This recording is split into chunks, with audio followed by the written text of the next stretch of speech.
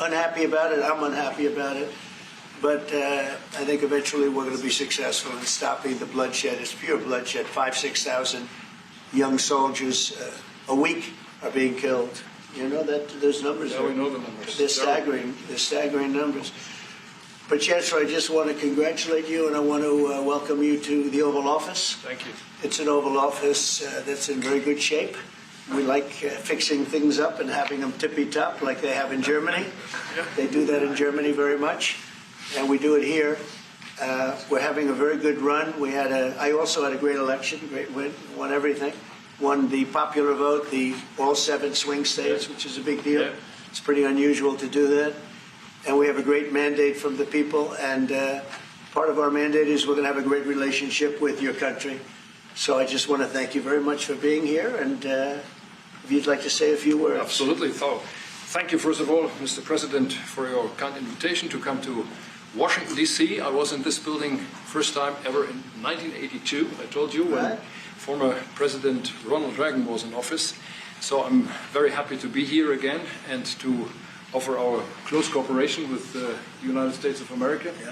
Yeah. We are having so much in common, our history. We owe the Americans a lot. We will never forget about that. And so with your German provenance, I think this is a very good basis for close cooperation between America and Germany. So again, thank you.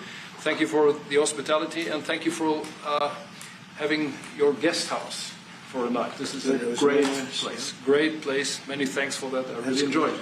Thank you. It's a wonderful place. It's a landmark also. And Blair House, it's a nice place to stay. Yeah. Thank you very much for saying that. Would you have any questions, please? Mr. President, on your new travel ban, why now? And if the Boulder attack was part of your reasoning, why not include Egypt on that list where the suspect is from? Well, because Egypt has been a country that we deal with very closely. They have things under control. The countries that we have don't have things under control. And why now? I can say that it can't come soon enough, frankly. We want to keep bad people out of our country. The Biden administration allowed some horrendous people, and we're getting them out one by one, and we're not stopping until we get them out. We have thousands of murderers. I even hate to say this in front of the Chancellor. Of course, you have a little problem, too, with some of the people that were allowed into your country. It's not your fault. It's not your fault. It shouldn't have happened. I told her it shouldn't have happened, what she did. But you have your own difficulty with that, and we do, and we're moving them out, and we're moving them out very strongly. But it can't come fast enough. We want to get them out. We want to get them out now. We don't want to have other bad people coming into our country. By using the word bad, I'm being nice. Okay, the Democrats said it's a distraction. You put out on Truth Social a post regarding your conversation with President Xi. Right. Can you talk about whether or not you feel that trade talks, trade relations are back on track after appearing to be a little bit off track last week? A little bit off track. It was only the complexity. It's pretty complex stuff. We had a very good conversation with President Xi a little while ago, just before your arrival. In fact, we just hung up, and they said, "You're here." I said, "That's pretty good." Two great leaders of the world in a very short period of time. We had a very good talk, and we've straightened out any complexity. It's very complex stuff, and we straightened it out. The agreement was we're going to have Scott and Howard and Jameson will be going and meeting with their top people and continue it forward. But no, I think we have everything. I think we're in very good shape with China and the trade deal. We have a deal with China, as you know, but we were straightening out some of the points, having to do mostly with rare earth, magnets, and some other things. So those reduced trade tariff rates, they remain in effect? Yeah, we have the deal. I mean, we've had a deal. We announced the deal, and we'll be, I guess you could say, I wouldn't even say finalizing it up, Scott. I would say we have a deal, and we're going to just make sure that everybody understands what the deal is. Okay? We had a really good conversation. By the way, he invited me to China, and I invited him here. We've both accepted. So I'll be going there with the First Lady at a certain point, and he'll be coming here, hopefully, with the First Lady of China. Mr. President, what do you expect from Germany? Go ahead, please. Did you talk about the Chinese students? Are you allowing them to come to the U.S.? You know, Chinese students are coming. No problem. No problem. Okay, and on It's our honor to Russia? have them, frankly. Look, we want to have foreign students, but we want them to be checked. You know, in the case of Harvard and Columbia and others, all we want to do is see their list. There's no problem with that. This is anybody outside of our country, international students, because when we see some of the people that we've been watching, we say, where do these people come from? How is that possible? No, we want to have foreign students come. We're very honored by it, but we want to see their list. Harvard didn't want to give us the list. They're going to be giving us the list now. I think they're starting to behave, actually, if you want to know the truth. Okay, and on Ukraine? On Russia, are you willing to put more pressure on Putin to end the war by imposing new sanctions on Russia and also on China? Well, remember, I'm the one that ended Nord Stream 2, going to a place called Germany, come to think of it. I'm sorry I did that. I don't know. But I ended Nord Stream 2. Nobody else did. And then when Biden came in, he immediately approved it. That's the largest, essentially the largest pipeline in the world, going to Germany and other countries. And by the way, we have so much oil and gas, you will not be able to buy it all. I mean, you literally, we have so much, and I hope we're going to make that a part of our trade deal because we have more than anybody else. We have actually the most, by far in the world, probably double what anyone else has. So we'll work on that. I'm sure that's something we'll discuss today. Mr. President, What do you expect from Germany and what do you expect from the Chancellor? Well, first of all, I'm glad to meet because I've been dealing with the Chancellor, and he's a very good man to deal with. He's difficult, I would say. Can I say that? It's a positive. Go ahead. You wouldn't want me to say you're easy, right? No. Yeah, he's a very great representative of Germany. I think all we want is just going to have a good relationship. The rest will just sort of follow very easily. We'll have a good trade deal. I mean, I guess that will be mostly determined by the European Union, but you're a very big part of that, so you'll be involved. But we'll end up hopefully with a trade deal or we'll do something. You know, we'll do the tariffs. I mean, I'm okay with the tariffs, or we make a deal with the trade, and I guess that's what we're discussing now. Mr. President, Back there, please. Go ahead. Mr. President? Okay. Is Germany doing enough on defense, Mr. President? Is Germany doing enough on defense? What? Defense spending. is Germany doing enough on defense? The Chancellor wants to. Is Germany doing enough on Chancellor wants to defense? spend 3.5. Well, I don't know. I mean, I haven't discussed it very much. I know that you're spending more money on defense now, and quite a bit more money, and that's a positive Definitely. thing. I'm not sure that General MacArthur would have said it's positive, you know. He wouldn't like it, but I sort of think it's good. You understand what I mean by Absolutely, that? I understand. He made a statement, never let Germany rearm. And I said, I always think about that when he says, sir, we're spending more money on defense. I say, ooh, is that a good thing or a bad thing? I think it's a good thing. But, you know, at least to a certain point. There'll be a point when I'll say, please don't arm anymore if you don't mind. We'll be watching him. I'll get it. Mr. President. On Biden, Mr. President. Yeah, Biden, you said Biden. Your predecessor dismissed your auto pen investigation. He said he made all the decisions during his presidency. I'm curious your reaction to his dismissal. Well, look, the auto pen, I think, is the big scandal outside of the rigged election of 2020. I think the biggest scandal of the last many years is the auto pen. And who's using it? I happen to think I know, okay, because I'm here. And I'm not a big auto pen person, fortunately. I'm glad. I'm very glad. It's an easy way out. But it's a very bad thing, very dangerous. You know, I sign important documents. Usually when they put documents in front of you, they're important. Even if you're signing ambassadorships and I consider that important. I think it's inappropriate. You have somebody that's devoting 4 years of their life or more to being an ambassador. I think you really that person deserves to get a real signature, not an auto pen signature. And I can tell auto pen easily. I can look at it. Like two little pinholes from pulling the paper, right? You always see the pinholes. Yeah. It's real easy to tell about auto pen. I think it's very disrespectful to people when they get an auto pen signature. Outside, auto pen to me are used when thousands of letters come in from young people all over the country and you want to get them back. And, you know, people use auto pens for that, to send a little signature at the bottom of a letter. We have thousands of them. We get thousands of letters a week. And it's not possible to, you know, I'd like to do it myself, but you can't do it. To me, that's where auto pens start and stop. But I'm sure that he didn't know many of the things. Look, he was never for open borders.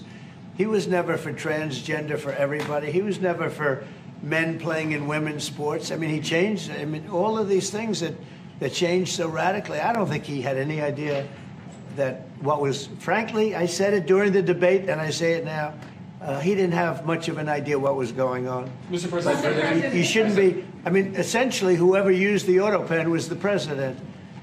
And that is wrong, it's illegal, it's so bad, and it's so disrespectful to our country. Mr. President. Mr. President, will you lead your troops in Germany? And if I may ask a question to the Chancellor to answer in German for the German audience, how has your first encounter been? The answer is yes. We'll talk about that. But if they'd like to have them there, So we have a lot of them, about 45,000. It's a lot of troops. It's a city when you think of More it. than that. That's good economic development. They're highly paid troops, and they spend a lot of money in Germany. But the relationship with Germany is very important. Yeah, we'll be doing that. No problem. May I say a few words in German to Yes, the German please. public? So, danke für die Frage. Wir sind hier im Weißen Haus und ich bedanke mich beim Präsidenten für den sehr freundlichen Empfang im Oval Office in diesem weltweit bekannten Raum. Ich freue mich sehr, hier zu sein und wir bereiten eine Vertiefung unserer Zusammenarbeit vor. Ich freue mich sehr darüber. Mr. President, you've made Mr. President. Do you speak English because you speak such good English? Is it as good as your German, would you say? Do you feel, do you feel more comfortable? No, it's not my mother tongue, but I try to understand almost everything and Yeah, very good. to speak as good as I can. Very good. It's, Mr. President, you've made it's an achievement, actually. Mr. President, Mr. President, can we the follow up on the criticism auto that I've pen? seen thank you, Mr. President. The criticism that I've seen, and I'm sure you've seen, regarding Elon Musk and your big, beautiful bill. What's your reaction to that? Do you think it in any way hurts passage in the Senate, which, of course, what is you're seeking? Well, look, I've always liked Elon, and it's always very surprised. You saw the words he had for me, and he hasn't said anything about me that's bad. I'd rather have him criticize me than the bill, because the bill is incredible. It's the biggest cut in the history of our country. We've never cut. It's about 1.6 trillion in cuts. It's the biggest tax cut. You would say, people's taxes will go way down, but it's the biggest tax cut in history. It's we are doing things in that bill that are unbelievable. And when you look at what we're doing for small businesses, for people, for middle-income people, all of the things that we're doing, nobody's ever seen anything like it. And, Elon's upset because we took the EV mandate, and, which was a lot of money for electric vehicles. And, they're having a hard time, the electric vehicles. And they want us to pay billions of dollars in subsidy. And, Elon knew this from the beginning. He knew it for a long time ago. That's been in there. I would say, JD, that hasn't changed. That's been right from the beginning, Mr. Secretary, that hasn't changed at all, right from the beginning. But I know that disturbed him. He wanted, and rightfully, he recommended somebody from that he, I guess, knew very well. I'm sure he respected him, but to run NASA, and I didn't think it was appropriate. And he happened to be a Democrat, like totally Democrat. And I say, look, we won. We get certain privileges, and one of the privileges, we don't have to appoint a Democrat. NASA is very important. We have great people. General Kane is going to be picking somebody with our. We'll be checking him out, seeing. But he wanted that person, a certain person, and we said no. And I can understand why he's upset. Remember, he was here for a long time.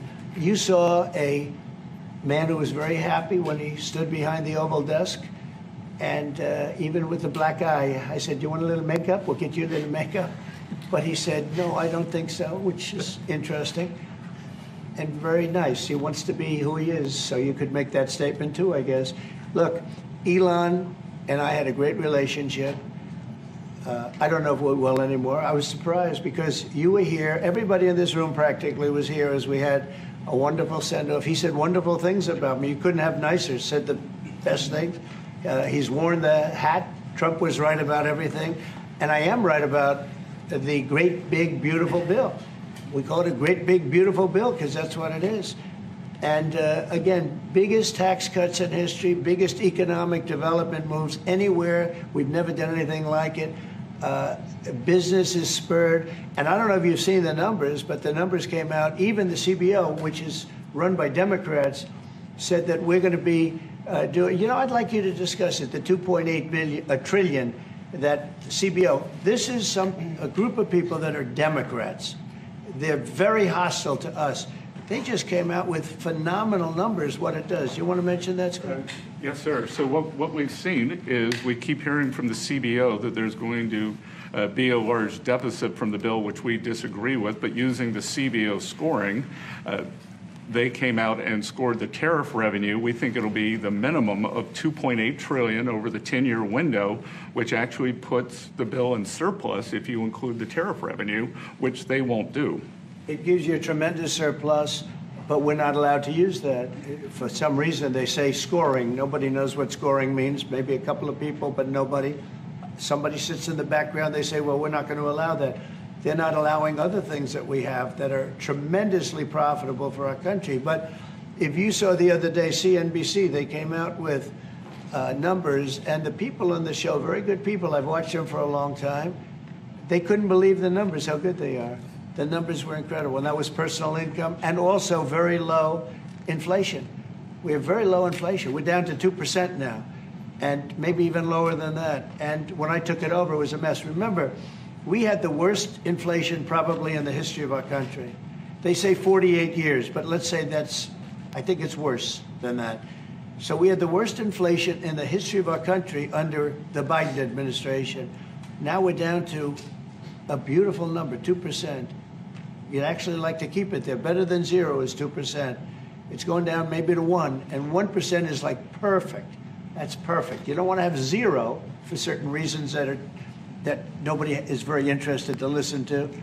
But we have almost perfect inflation. Grocery prices are down. Everything. Remember eggs? Eggs. We weren't going to buy another egg for the next 20 years. They were so expensive, right? Remember? You guys all hit me about eggs. Eggs have come down 400%.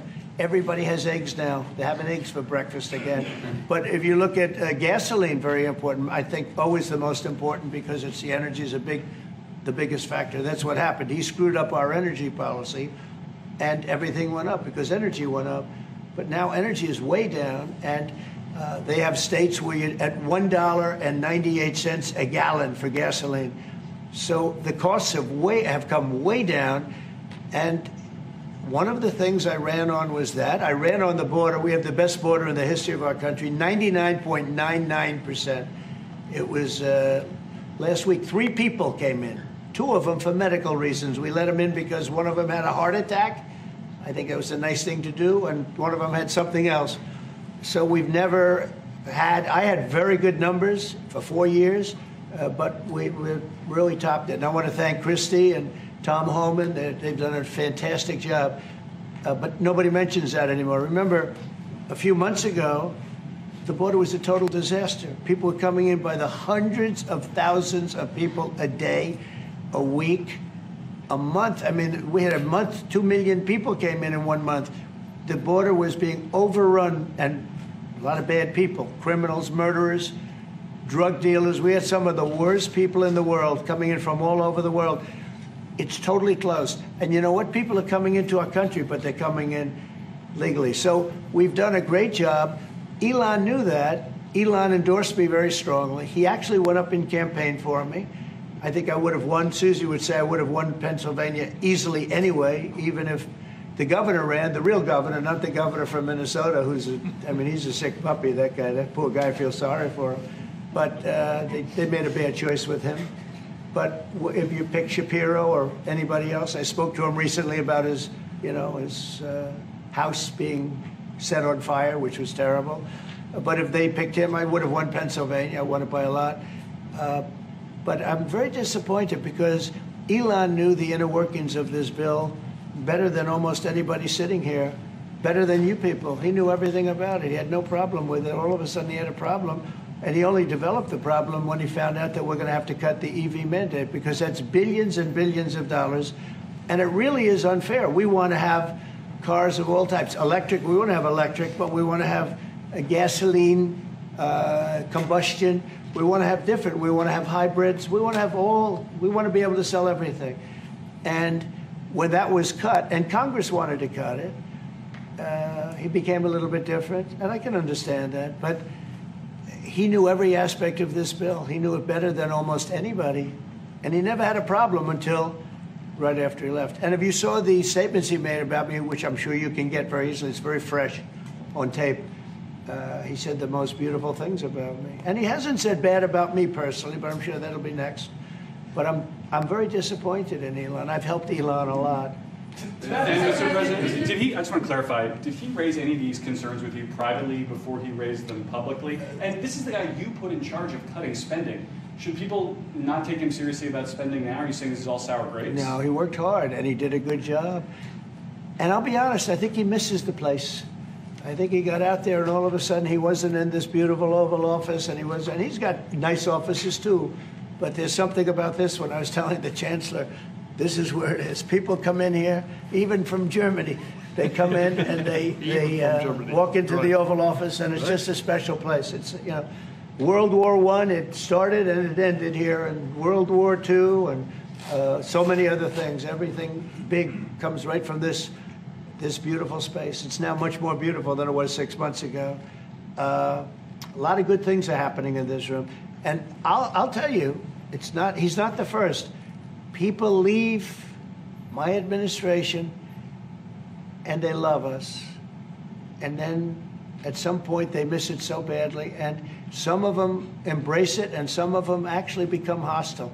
I don't know what it is. It's sort of Trump derangement syndrome, I guess they call it. But we have it with others too. They leave and they wake up in the morning and the glamour's gone. The whole world is different and they become hostile. I don't know what it is. Someday you'll write a book about it and you'll let us know. Yeah. Mr. President, speaking of ending wars in this room, you were very critical of Vladimir Putin a couple of days ago. What kind of play is he playing from your perspective? What are his... Well, look, he got hit. He's been doing hitting, so I understand it. But he got hit hard.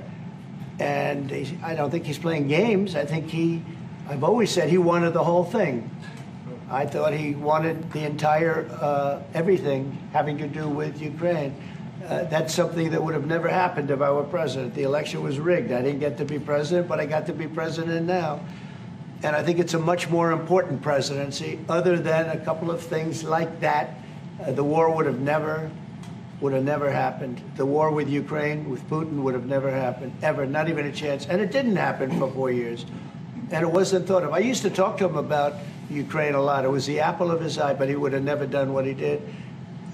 And I think mistakes were made by him, but I think mistakes were made by other people. The president should have never allowed that war. Biden should have never allowed that war to happen. If you had the right guy in here, that war would have never happened. Israel would have never happened with Hamas. That would have never happened. The attack on Israel would have never happened because Iran was broke. They had no money. They had no money to give to Hamas or Hezbollah or anybody else.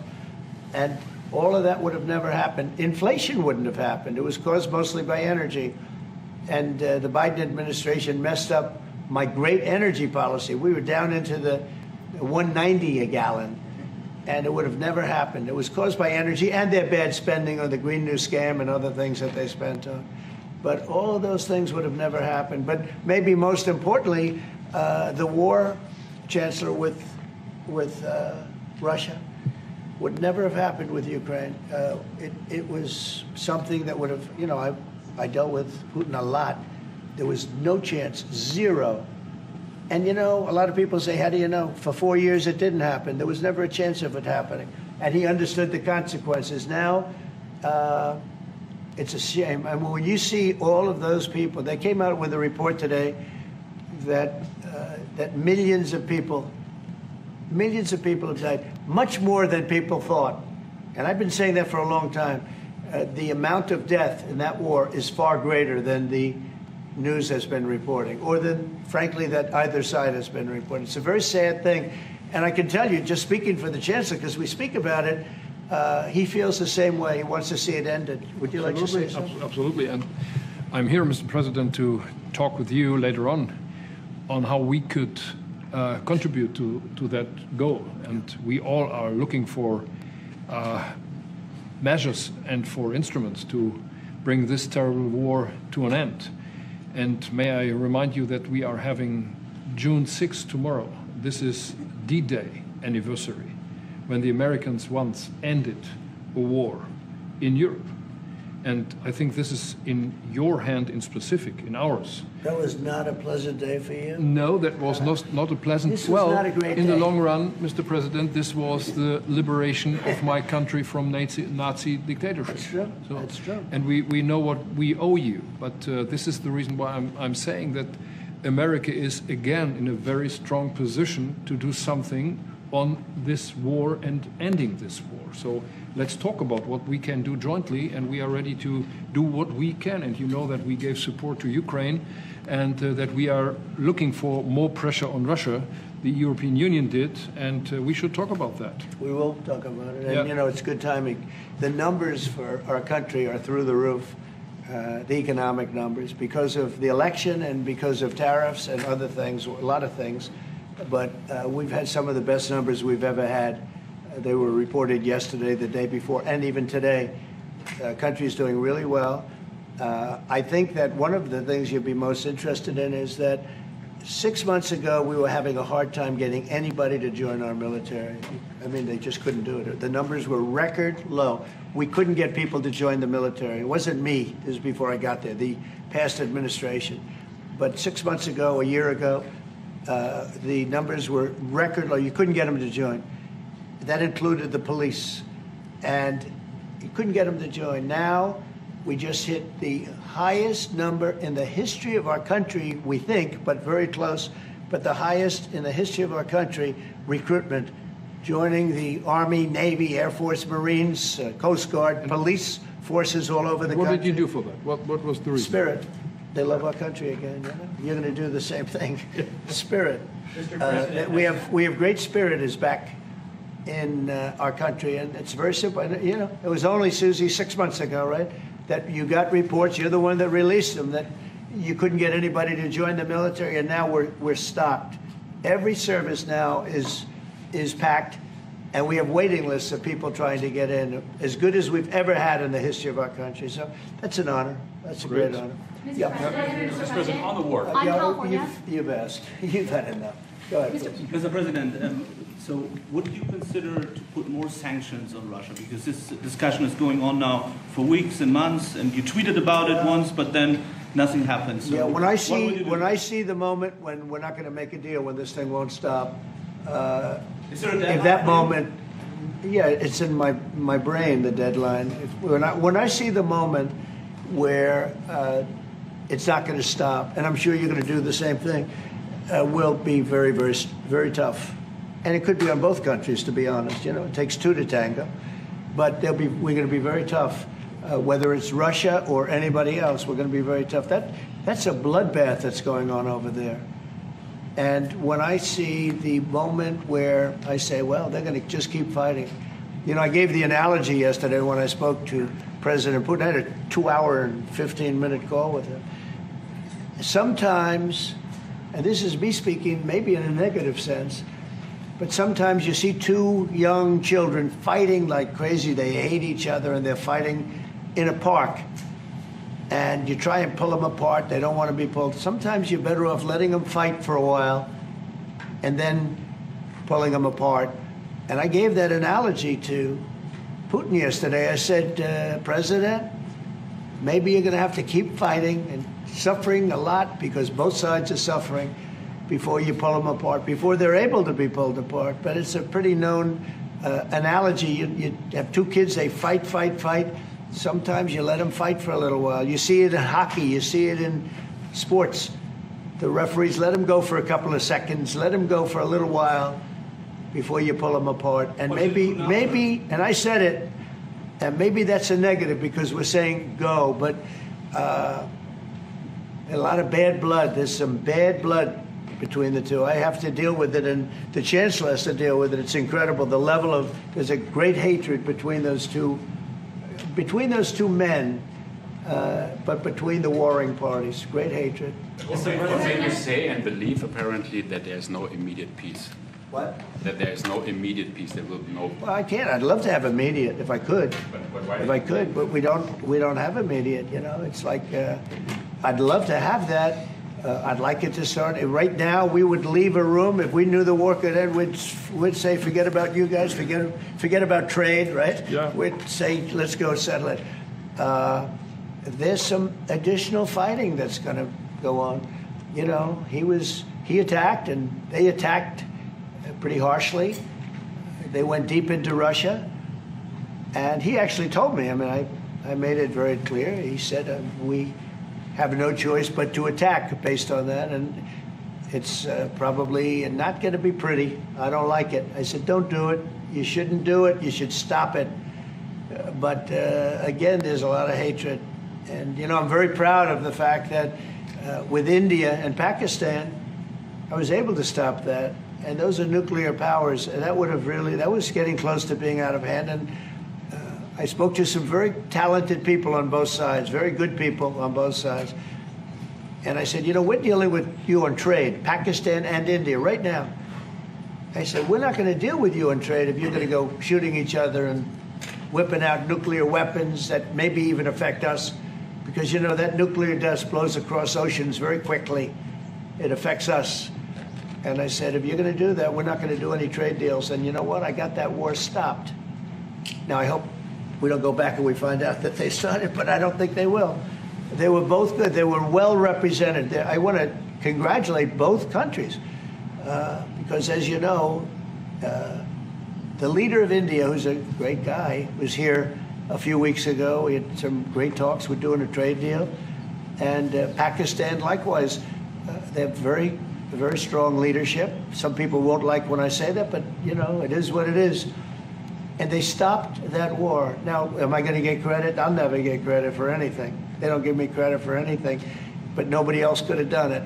I stopped it. I was very proud of that. I wish we could do the same thing with Ukraine and Russia. And at some point, it'll happen. I believe that. And if it doesn't happen, or if I see somebody's out of line, if Russia's out of line, you'll be amazed how tough. Remember this, they like to say that I'm not friends with anybody. I'm friends with you. I'm not friends with that. I want the right thing to happen for our country, for everybody, for humanity. But I'm the one that stopped the pipeline. It's called Nord Stream 2. Until I came along, nobody ever heard, not one person in this room ever heard of Nord Stream 2. You probably did, yes, because it went to Germany. He's the only one knowing that this it. was a mistake. But I stopped him. I stopped it. Yeah, and you've said that openly. Yeah. It was a mistake because, and I used to go with Angela. I'd say, well, wait a minute. We're spending all this money to defend you against Russia, and then you're giving Russia billions of dollars a month. What kind of a deal is that? You know, which was... but you said it better than anybody else. I appreciate it. But I'm the one that stopped it. And that was the biggest economic development job, if you want to call it that, in the history, think of it, in the history of Russia. That was a massive, it's the biggest pipeline in the world. Going to go all over Europe, not only to Germany. You know, they were Germany, but then they were branching off all over to Europe. Nobody ever heard of, not one person of you heard of it. And I stopped it. It was dead. And then they say, I'm friends with Putin. I got along with him. He respected me, I respected him. It would have never happened. But I stopped Nord Stream 2. When Biden came in, almost the first week, he approved it. He let it be built. And then they say that I wasn't tough on Russia. Putin said to me, you know, you're not tough on Russia. You stopped the biggest, most important job we've ever done. You stopped it. And Biden came in and he let it be built. And I'll tell you what, I'll never forget the day. I had it totally stopped. They weren't building. They gave up on it. They weren't able to. And then Biden came in and he let him build. I couldn't believe it. Okay, one or two questions more, please. Any questions? Any question for the Chancellor? Go ahead, for the Chancellor. That would be one. I like his answers much better. Would you continue to support Ukraine? Yeah, I'm with Ukraine. We just signed a big deal on rare earth with Ukraine, and I want to. You know what? I'm for stopping killing. Really, that's what I'm for. Again, a war that would have never started, should have never started. I want to see the killing stop. We spent $350 billion, much more than Europe, but Europe spent a lot also. And they spent way over $100 billion. Yeah. So you're talking about close to $500 billion went into that whole thing. And it's not even the money, and I know with you too, it's a lot of money, but it's the death that's being caused. We went to the Middle East. I went last week to the Middle East. We took in $5.1 trillion. That's many, many times. That's 30, 40 times, 50 times more than what we're talking about. It's think of that, $5.1 trillion of investment with one trip that lasted 4 days. So it's not the money. It's a little bit of money, but not the money, the big thing. The big thing is the death. The death of, and really the decimation. You've lost a whole culture. You know, Ukraine had the most beautiful turrets. They call them turrets, the little towers, beautiful towers, the most beautiful in the world. They're all now laying on their side, blown to smithereens. It'll never happen again. They've taken away the culture of a country. They've taken away the heritage of a country. It's a terrible thing. But most importantly, again, is the death. 5,000 plus people a week, soldiers, are being killed. He doesn't want that, and I don't want that. And one more. Yeah, please. Thank you. Mr. President, do you support the Graham bill on putting high tariffs on China? I haven't looked at it, but they'll be guided by me. That's the way it's supposed to be. They're going to be guided by me. No, I haven't looked at it. It's a bill on sanctions, etc. I'm a very quick study. At the right time, I'll do what I want to do. But it could very well be okay. I'll have to see. But they're waiting for me to decide on what to do, and I'll know maybe very soon. It's a harsh bill. Yeah, very harsh. We'll take one more on auto pen. Yeah. I would like to have a question to the Chancellor as well, because do you agree with the analogy the President made on the war between Russia and Ukraine as being a fight between two kids? Is that how you view that as well? And what do you actually want the US President to do in this? Well, I think we both agree on this war and how terrible this war is going on. And we are both looking for ways to stop it very soon. And I told the President before we came in that he is the key person in the world who can really do that now by putting pressure on Russia. And we will have this debate later on again, how we can proceed jointly between the Europeans and the Americans. And I think we are we are having the duty to do something on that now, to stop it after 3.5 years, which is really terrible. Look at the kids, the kids which were kidnapped from Ukraine to Russia. This is all terrible. And so we are talking about instruments, measures, what we can do. And my personal view is clear on that. We are on the side of Ukraine, and we are trying to get them stronger and stronger just to make Putin stop this war. And this is our approach. We get satellite pictures of the war field, and you don't even like to look at them, right? It's terrible. So it's really bodies, arms, heads, legs all over the place. You've never seen anything like it. It's so ridiculous. And this is only by Russian weapons against Ukraine. This had never happened with Ukraine weapons against Russia. Never. Ukraine is only targeting military targets, not civilians, not private, not energy infrastructure. So this is the difference, and that's the reason why we are trying to do more on Russia, how to stop this war. Well, in this case, I'm talking about the battlefield, the soldiers on soldiers. But you could also say that, too, with the cities. The cities are being hit also. So it's a terrible, terrible thing. Somebody said autopen. Did I hear the word autopen? I was just curious. Because I think it's the biggest scandal maybe in the last 100 years in this country. So when I hear that word, I think it has to be discussed, because the fake news will try and hide it, and we can't do that. Well, that's but go what I'm ahead. asking. Have you uncovered any evidence that anything specific was signed without President Biden's knowledge or by other people in the administration acting illegally? Well, I don't think Biden would know whether or not he signed it. I'm asking if you've uncovered any of that information. No, but I've uncovered, the human mind. I was in a debate with the human mind, and I didn't think he knew what the hell he was doing. So, it's just one of those things, one of those problems. We can't ever allow that to happen to our country. The danger our country was in, and I know some of the people that worked with him, radical left, horrible people. And I could give you the name of some of the people that use the auto pen, because I'm here, and I ask questions about people that were here also. There are a lot of people that were here when that happened, and they're here right now, and they'll answer your question very accurately. But I know some of the people that use that auto pen, and those are not the people that had the same ideology as Joe Biden. These were radical left lunatics that used that, and they didn't get elected. He didn't get elected either, actually. Thank you very much, everybody. All right, there he is, President Trump wrapping up the Oval Office visit with German Chancellor Friedrich Merz right there. Merz starting off by saying, quote, "We owe the Americans a lot." They covered several topics in the first 5 to 10 minutes, but several things he addressed, his relationship with Elon Musk. I think a lot of people top headline looking today. at that. Top headlines, of course. Elon Musk has been very busy on X the last 24 hours. President Trump simply said, "I'm disappointed." So addressing several things on why he believes Musk is coming out right now, saying those things. He also addressed China. And he said, in that, I think we're in great shape with China regarding the tariffs and the discussions. Straightening out some points is what President Trump said. He has accepted an invitation from China to go over there with the First Lady and back and forth. So and just China some of the, accepted an invitation from him to come here. Another big topic, Joe, was trade. Of course, they're going to be expected to talk more about trade. They both say they are expecting a trade deal to be reached very quickly. So we'll be looking out for that. But there will no doubt be more to come out of this meeting. We saw a lot of news. He also mentioned Harvard. He also mentioned the investigation to the auto pen. We are continuing to stay on top of all of those headlines for you, and we will keep you updated. We also want to update some breaking news that we were covering earlier.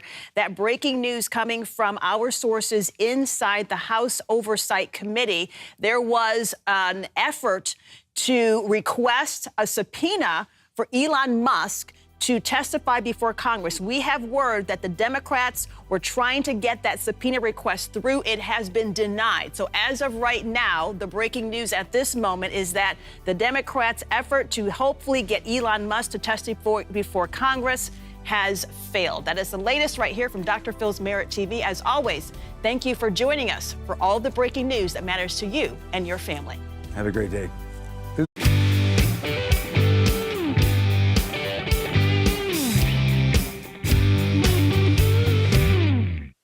Welcome to Through the Drama. Chris Harrison and Lauren Zima coming to you from the home office in Austin, Texas. Today, LZ, we're going to talk about something that is very important to you and to us in our lives.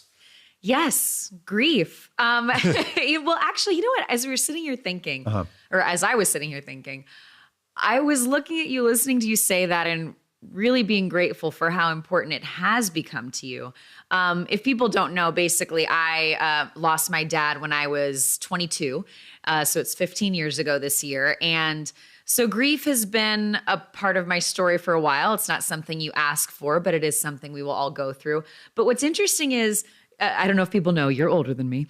And we're married, but you have both your parents still. Right. So this is something that I've experienced much younger than you. And going back, do you remember like what it was like for you when I first started talking about losing my dad and how you felt about understanding it? Very much. When, and I know that you and I have talked about this, and this is something we can discuss today about there's that awkward moment of when do you bring that up in a relationship? Is that date one where it's like, okay, here we go, talking about dead dad, or is it date two? Is it date three? And so, I think we did it well. Again, I think you and I have great balance in our relationship and how we talk because we're both interviewers at heart. And so I think when we got into talking about your family, because family means so much to both of us, and then we dove into your dad's story and what that meant to your family and your younger siblings, et cetera, it didn't seem to define you, but it also has defined you, if that makes sense. And I think long story short, and this is odd to say, I'm really grateful for how much grief you've brought to my life. Do you feel that way? No, I really do. And I mean that in an educational perspective, because I do, I lost all my grandparents are gone. I don't have any more living grandparents. but they died at the ripe old age. You know, they lived their life. It was the natural order of things, as we like to say. My parents are alive. My brother, my sibling, they're alive. And so, you know, I've gone through natural grief, but I haven't gone through the unnatural grief, I guess you could say. And so you have definitely educated me on that. And I'm very grateful for that. I truly am, because I think it's made me more compassionate, more thoughtful, and also more open to talk about it. Very much. The difference between, like, there was a moment not long ago when we were talking in our bedroom about it. And the way that you listened to me in that conversation, I remember checking in my mind, like, oh, this is really different than the way it was a few years ago. And so I'm very involved. It's also interesting how you've pointed out it defines you, but it doesn't. I always say it's like, you don't ask for this, but it's just a reality, and life's going to throw things at you that will define you as a person. I didn't ask for grief to be such a part of my story, but I think all you can do is take an experience and try to make it a positive effect on yourself in some way. And an organization that's really helped me do that and has been a big part of why grief is so big in our life is this nonprofit called Experience Camps. So I found Experience Camps a few years ago. I volunteer with them, and I am now on the board. And when I joined the board, the director of the board, Danny, advised me, you know, it really helps as a board member if your spouse is going to be really involved. And he said, and I already know Chris is, so thank you. I'm all in. But Experience Camps is really the premier organization on grief in the U.S. What they do is they put on healing summer camps for kids and for adults and for families, if kids and parents or caregivers want to go together. And they have this really interesting model, because I think when you hear a summer camp about grief, people have questions at first, but it's about playing through grief is their motto, joy and healing and counseling, but also finding joy and being positive mentally and moving forward. Well, my first thought when I heard Experience Camps, I thought the same thing, because I was not educated in what it was. And I thought, oh, that's kind of sad and just feels very therapeutic. When you say a camp about death and grief, it can sound very dark. Yeah. And then once the door was open and we realized what it is the most magnificent, joyous, and I know that sounds weird too, but it is the most joyous, beautiful thing you'll ever hear about. Well, we wanted to bring in the person to discuss both grief as a whole in our culture. How do we handle it in America, and what can we do about it? The person who founded Experience Camps is the best person I know to talk to about this. Please welcome to Through the Drama, and she knows about going through the biggest dramas in all of our lives, Sarah Darren. She is the founder and CEO of Experience Camps. Hello, my friend. How are you? Hi. I'm just beaming listening to the two of you talk about grief. Like, it is filling my heart with all of the good things. Again, a weird thing to say, but I think that's, maybe we'll start there, Sarah, is that's kind of the misnomer about grief. It is something that we can joyously talk about, and you can just talk about it normally. It doesn't have to be such a heavy topic all the time. Absolutely. That is why we exist at Experience Camps and why we're talking about this. It is, as Lauren pointed out, it is the thing that everyone's going to go through at some point. Death is a certainty in our lives. Everybody is going to go through grief at some point. We focus primarily on children, where, Chris, to your point, it's sort of that unnatural time. It's usually the grief that children are experiencing. It's not supposed to be that way. It's usually somebody who has died young or unexpectedly, or, as you said, before their time. And that makes it so awkward for people to talk about. It creates fear for so many people, and they lean away from it. And when you lean away from grief, when you don't talk about it, it creates isolation. And when you have isolation, whether you're a child or an adult, bad things happen, right? There can be negative outcomes from isolation. I think we all know and understand that.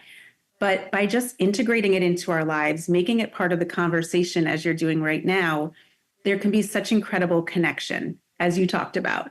There can be incredible resilience that grows from that. But all of the good stuff in life and relationships comes from that connection that can be even more profoundly deep as a result of grief, as a result of something like this happening, especially before it's meant to, that affords that depth in a relationship and a conversation. Well, today, we're going to take the awkwardness out of the conversation, and we are going to dive into all things grief. But first, we're going to take a quick break. Where have we been? What have we been doing? There's been a lot of drama, but in a good way. Rather than be drama-free. Let's embrace the drama. And now we are bringing that drama to you. Through the Drama with Chris and Lauren. Weekdays at 12:30 on Dr. Phil's Merit TV.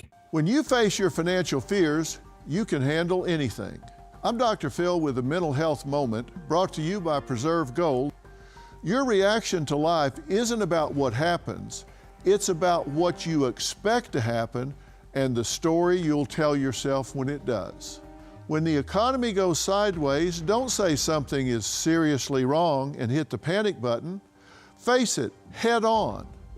Effective therapies help you tell a better story to yourself and gain power by desensitizing yourself. It will always help you understand and accept reality and find a solution. You can't do that by sheltering and shielding yourself from reality. Deal with the truth.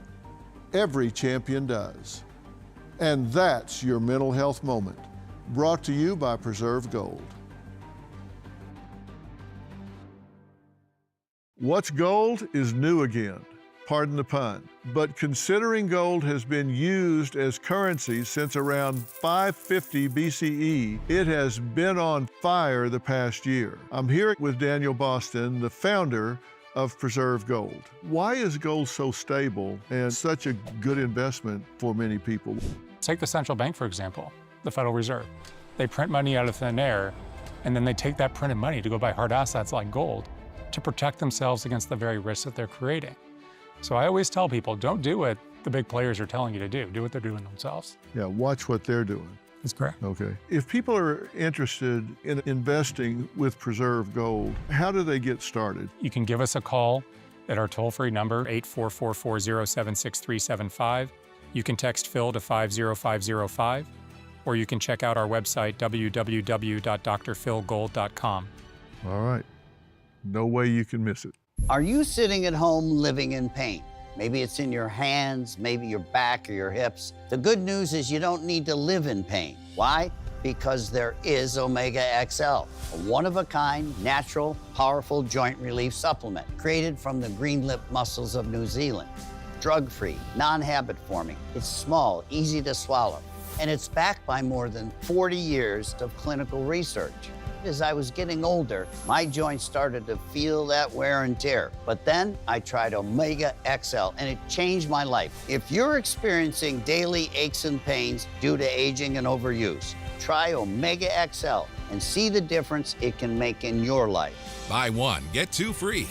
2 bottles of Omega XL plus Vitamin XL D3, a value of more than $85. Call today and you pay only $39.95. Plus, you have nothing to lose because it's backed by our 60-day money-back guarantee. Call now. The bathroom of your dreams is only a phone call away with BCI Bath and Shower. We can make your ordinary bath and shower extraordinary. This is not a cookie-cutter design. This is a complete custom build that will fit your every need, and discounts for seniors and military. Insurify. At Insurify, we make it easy to cut your car insurance bill in half. Half? How? Just go to Insurify.com and compare dozens of quotes in a few clicks. We cut out the middleman so you can cut your bill in half. Go to Insurify.com and save up to 50% on your car insurance. We saw the tower inside a cell. It looked underground, it was dark, it was terrified. They're deteriorating. There has to be urgency every single minute of every single day to get them back. That's tonight on Dr. Phil Primetime. Prime Minister, thank you for doing it. My pleasure. Dr. Phil on the ground for the most important stories. What do you say to yourself when the crowds aren't cheering? Dr. Phil Primetime on Merit. We are back with Sarah Darren, CEO of the nonprofit Experience Camps, which puts on healing summer camps for kids who have lost a parent or a sibling and are going through grief. Sarah, I want to kind of talk about what it is we're doing wrong with grief on a bigger scale in America. I mean, first of all, what do you wish that people knew about grief that they don't know? If someone hasn't been through grief, and, you know, I think grief can be, as we said, natural. It can be shocking. There's similarities and differences between all types of grief. But overall, what do you wish people knew about grief that they might not? I think, grief on its own is just the normal reaction to loss, right? It's not big and scary. It's a thing that is, as I said before, going to happen to everybody. I think where grief goes wrong is when we don't talk about it, when we isolate people in their experience by making them feel alone in it.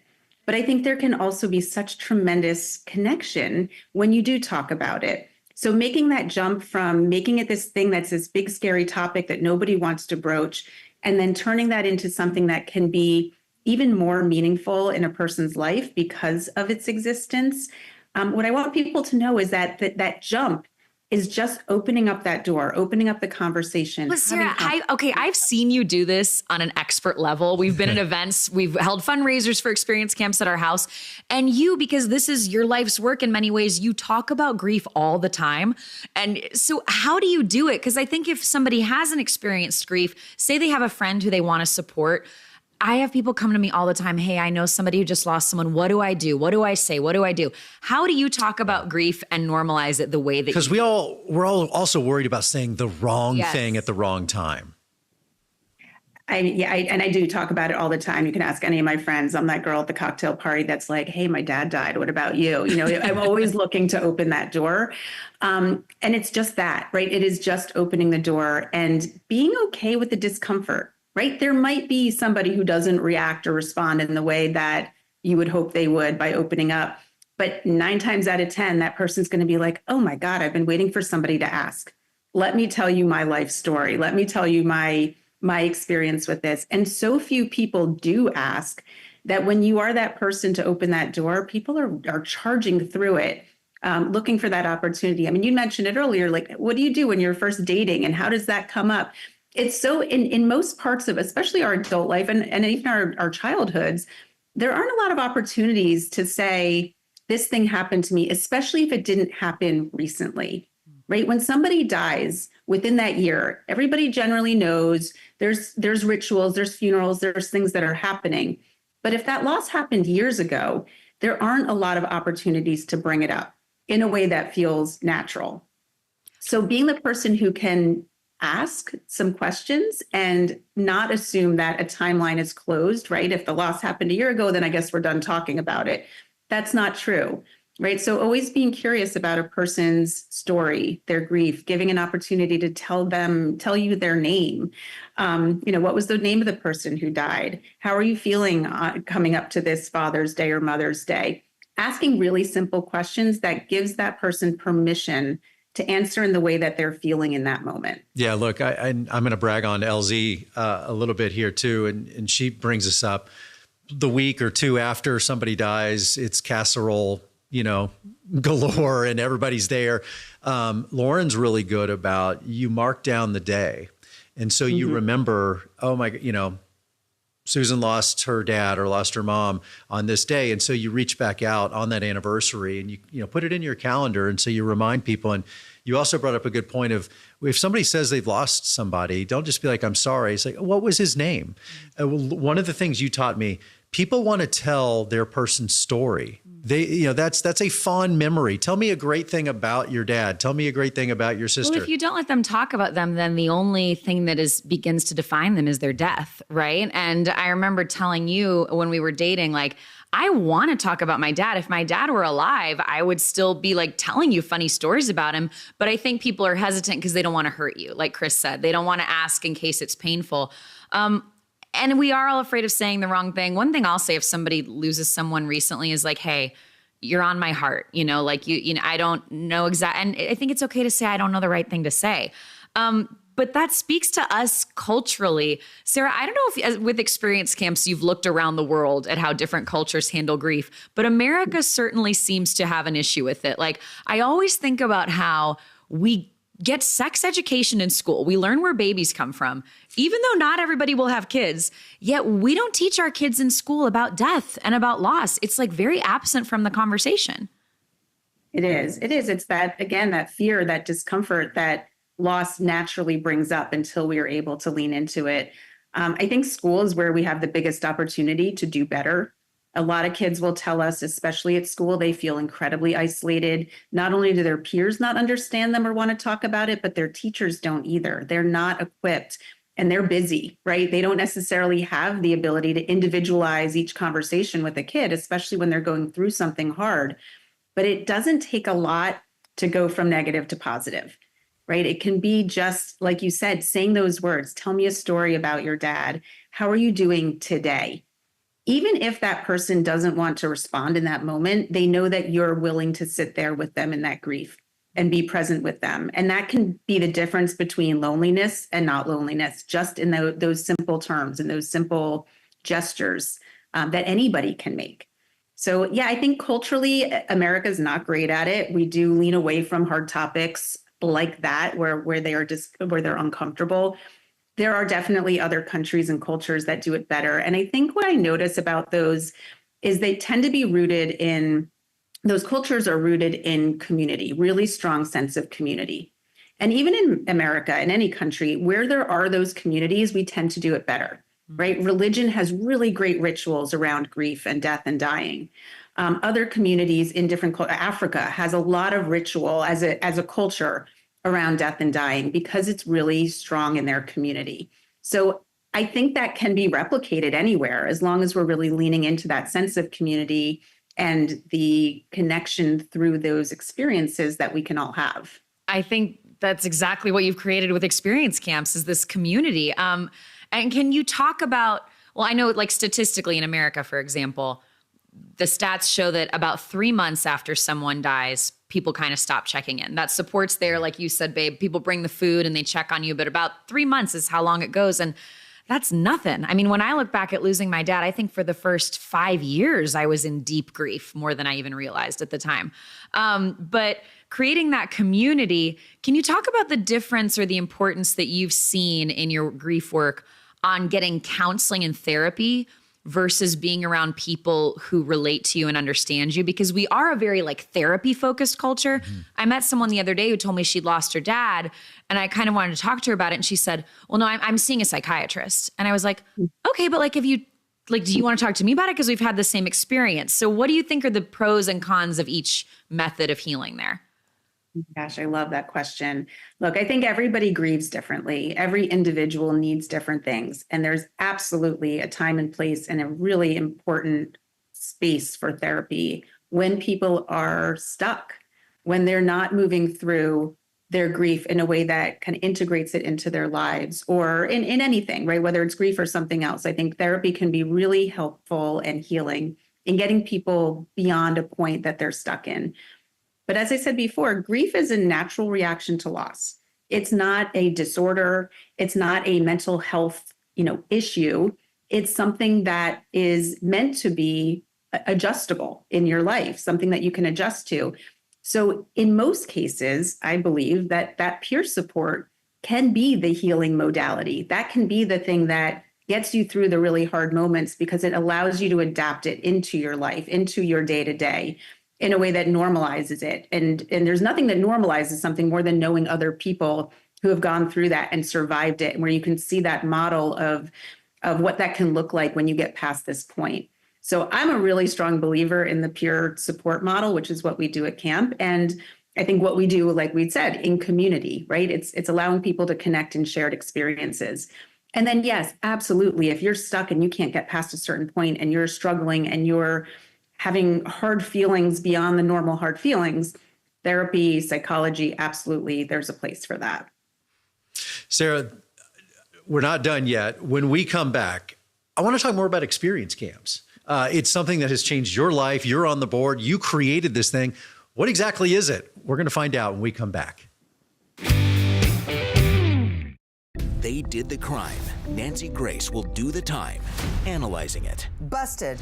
Join us on Crime Stories with Nancy Grace as we investigate missing people and unsolved homicides. Weeknights at 6 p.m., 5 Central on Dr. Phil's Merit TV. Well, we have heard so much about sleep cream and how it can help you to sleep like a baby, but will it work for everyone? Well, based on all the feedback, sleep cream should improve sleep for almost any adult who uses it nightly. Even if you don't think you're sleeping better, you may feel more alert and refreshed during the next day.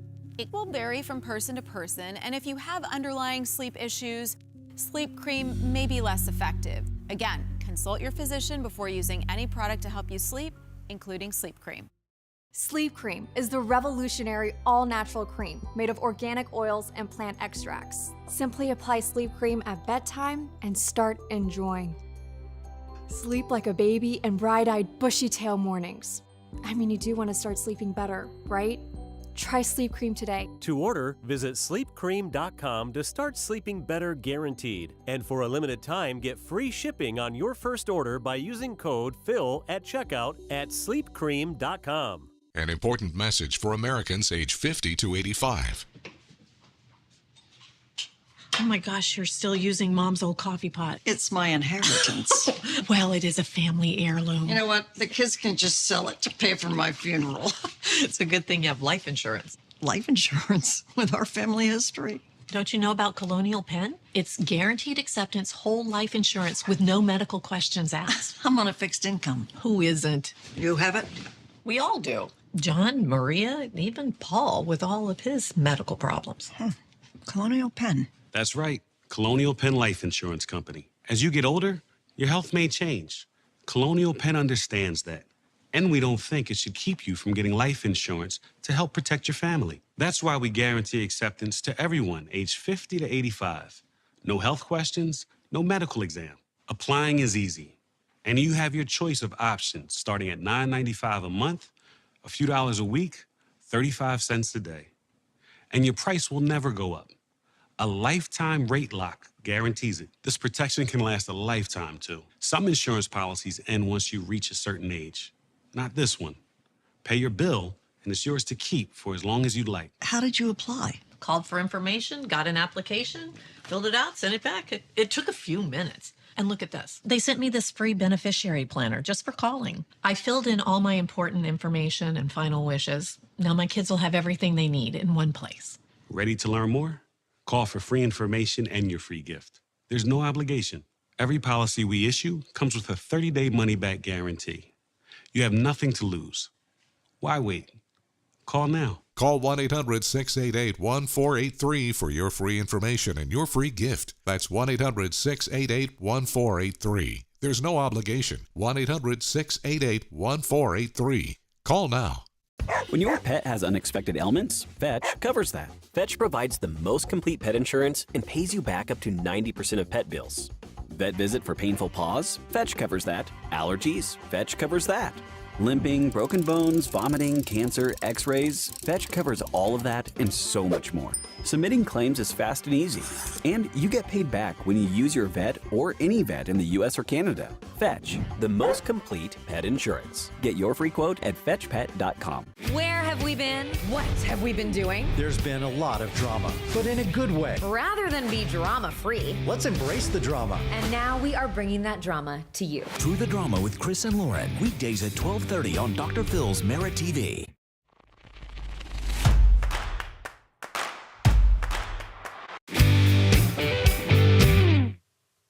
Back with Sarah Darren, CEO and founder of Experience Camps, which puts on 1 week long healing summer camps for grieving kids who have lost a parent or a sibling. So Sarah, you do so much great work in the grief space. Why does that model work? What's the value of that 1 week model? Because I think some people wonder, what about the rest of the year? But that 1 week for these kids is so powerful.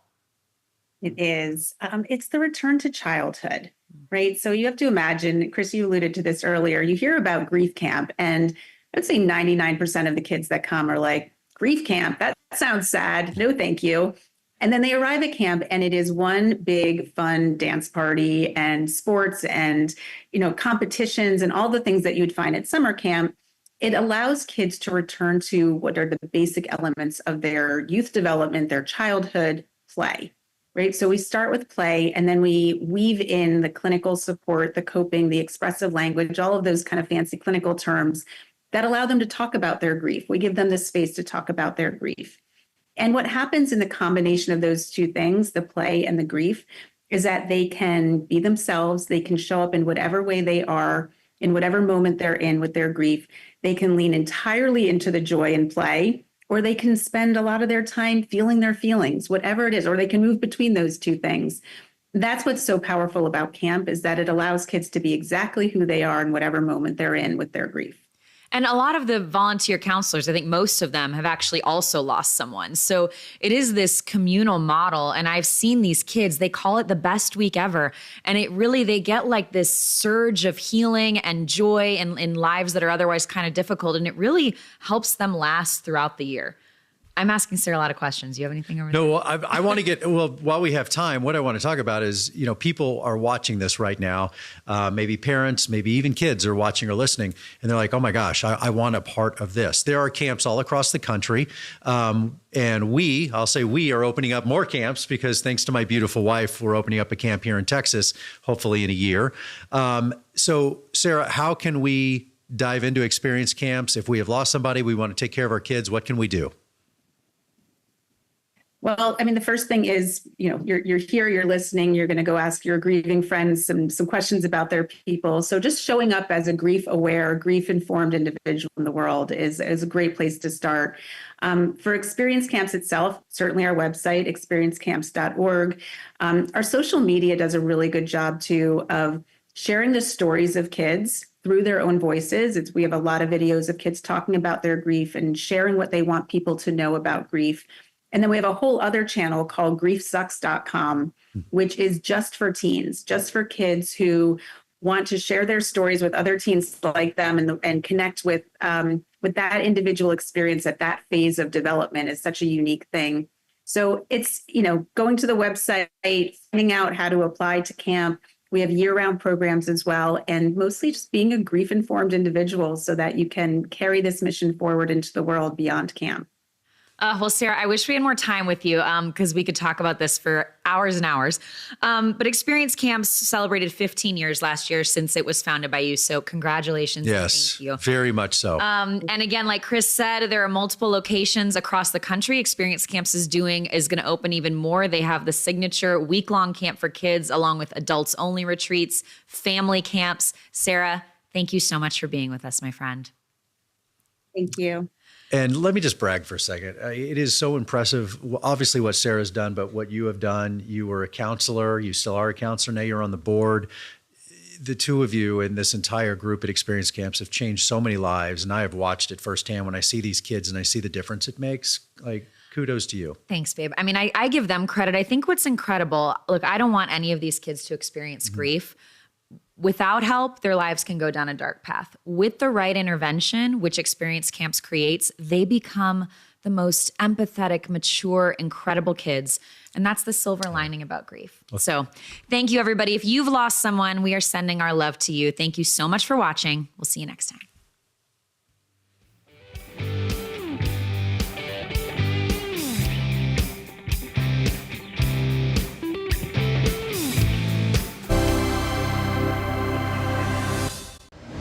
Today on Dr. Phil. She's currently engaged for the 5th time. Do you want to get married? I'm not making any promises, but I'll do my best.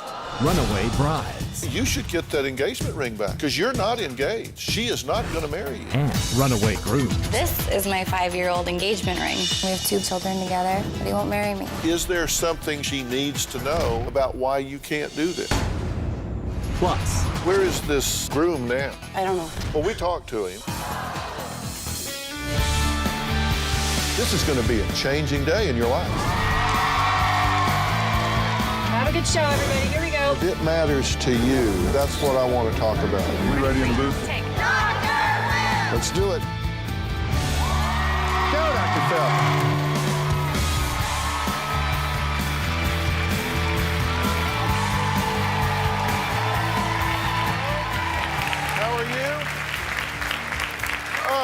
You hear about some women desperate and looking to run to the altar, right?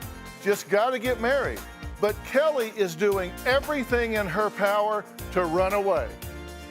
Now, she's been engaged not once, not twice, not 3, but 4 times.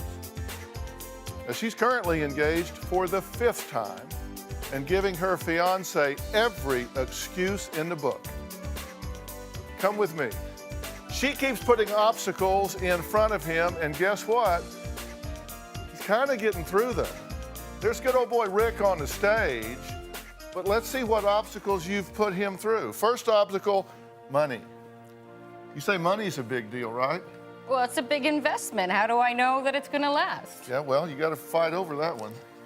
And then we've got this, a big giant hourglass here. 4 years ago, it's still waiting. That will run out eventually. But the ring's there. We're good. Yeah. Third obstacle is a marriage certificate.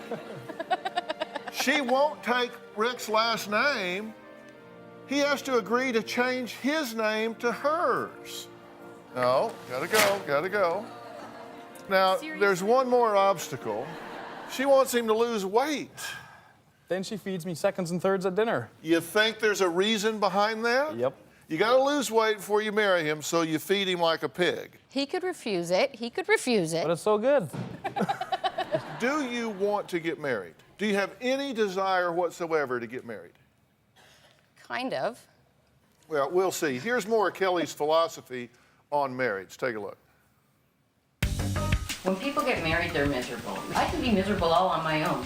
I don't need to get married and divorced to do that. See, I think you're looking into this the wrong way, because the difference between what we have now and marriage is a piece of paper. It's complacency. You'll start walking around in your underwear and scratching your butt, and I'll wear moo-moos. I won't brush my hair for a week. It won't be pleasant.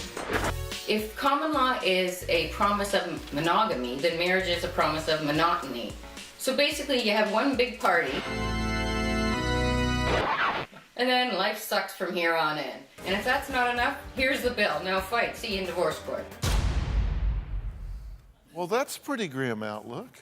Well, it's logical. It's based on statistics and everything. So I think that I think it makes sense. Just nobody else agrees with me. If you don't want to get married, why do you keep getting engaged? I don't know. I like being with somebody. I just don't want to. No, but seriously, you say, I don't want to get married, but you've been engaged now 5 times. If you don't want to get married, why do you keep doing that? Why don't you just say up front, will you marry me? No, I won't. Thank you. Appreciate the offer. They're all nervous and twitchy faced. How could you say no at that moment? That would be cruel.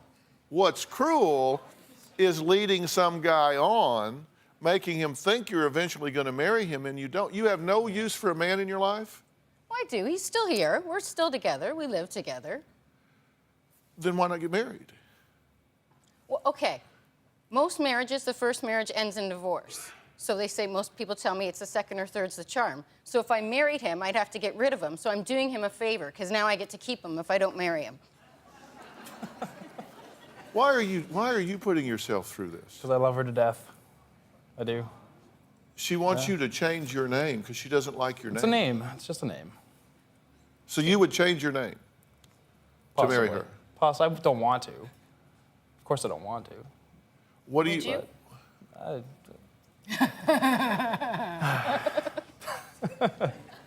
God, that's an evil laugh. This is what I have to put up with. That is an evil laugh. See? By the way, I don't know who they is that's telling you this, that you have to throw away the first one and it's the second one or third one that works, so you're doing him a favor? My parents have been married between the two of them 7 times. My friends have been married and divorced. I mean, I started buying cheap wedding gifts because I was getting tired of it. I'd spend a couple $100 and they were done in a year. That was a weak investment for me. Well, the truth is there is a disturbingly high divorce rate in America. It's, you know, some people quote 50%. It's really in the mid-30s.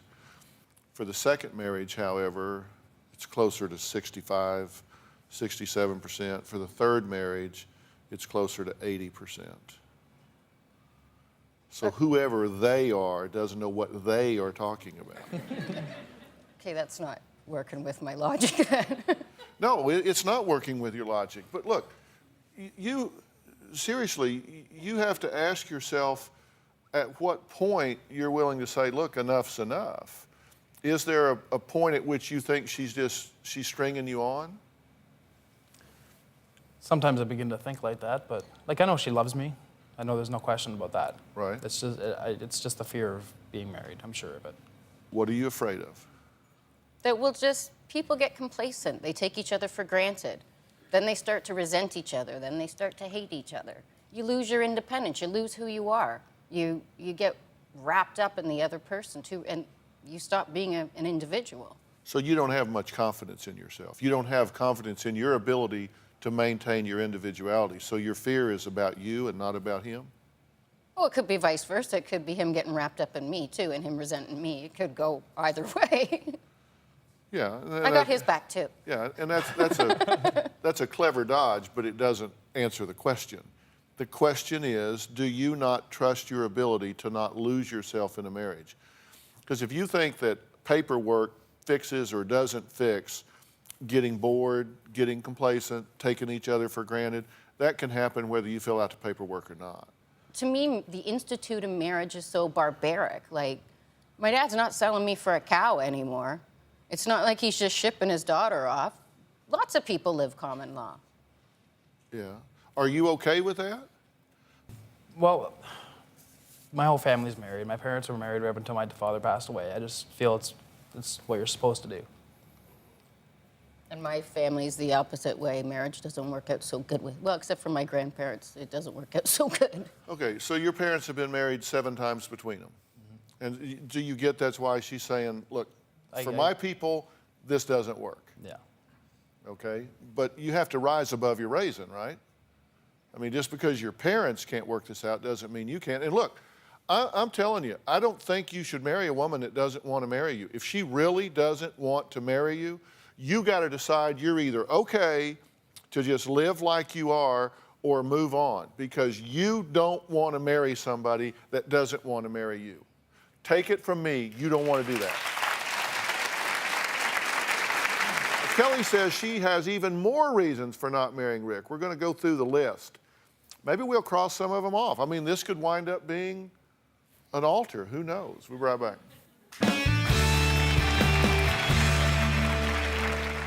She called me screaming while I was hiding in the closet. We saw the towel inside a cell. It looked underground, it was dark, it was terrified. They were led to believe they were going to be released. Then they had them watch other hostages being released and then pulled them back. Yes.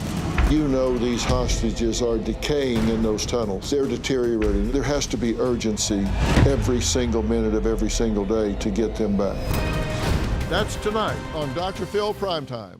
Hi, it's Christina again. Is your shower trying to tell you something? Is getting in and out of the bathtub becoming a safety concern? Are you worried about the cost of a bathroom remodel that could go on for weeks and weeks? Well, now you can have a gorgeous new bath or shower that's safer at a price you can afford with a one-day jacuzzi bath remodel. And now they're bringing you this special TV offer. We're waiving all installation costs and postponing all payments for up to 1 year. Jacuzzi bath remodel has a design you'll love at a price you can afford. Literally, they came in the morning, did the demolition, and installed our bathtub in one day. I definitely wish we called jacuzzi